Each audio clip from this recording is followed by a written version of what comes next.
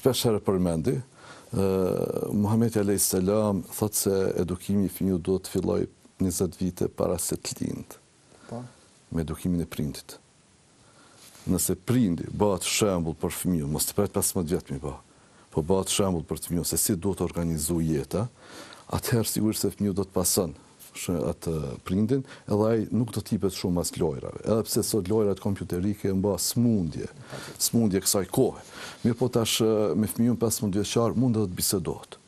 Mund të aktivizohet në aktivitete fizike të ndryshme, të angazhohet, po pse jo edhe me prindin apo me familjen të bëjnë aktivitete të ndryshme fizike në natyrë. Po të nxitet fëmiu në aktivitete fizike. Kjo kështu me qenë më e preferuara. Ashtu kështu kem thënë se për fëmijët e vegjël është e obliguar, po është shumë e dëshirueshme një orë ndite aktivitet fizik. Po nëse mirët këto moshat 15 vjeçare, vetëm tek ne lihen ashtu në mënyrë vullnetare kush ku po don me shku, për ndryshe në vende tjera 60 deri në 80% janë të kësaj moshe janë të angazhuar në aktivitete sportive.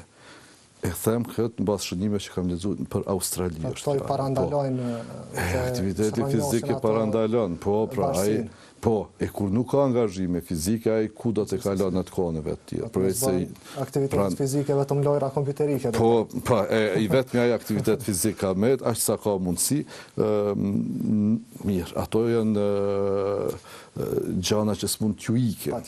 Mirë, po mundësisht është një këshill që mos të kalojnë fëmija ma shumë se 2 orë pranë këtyne lojrave, duke përfshi këtu edhe televizionin edhe lojrat në telefon.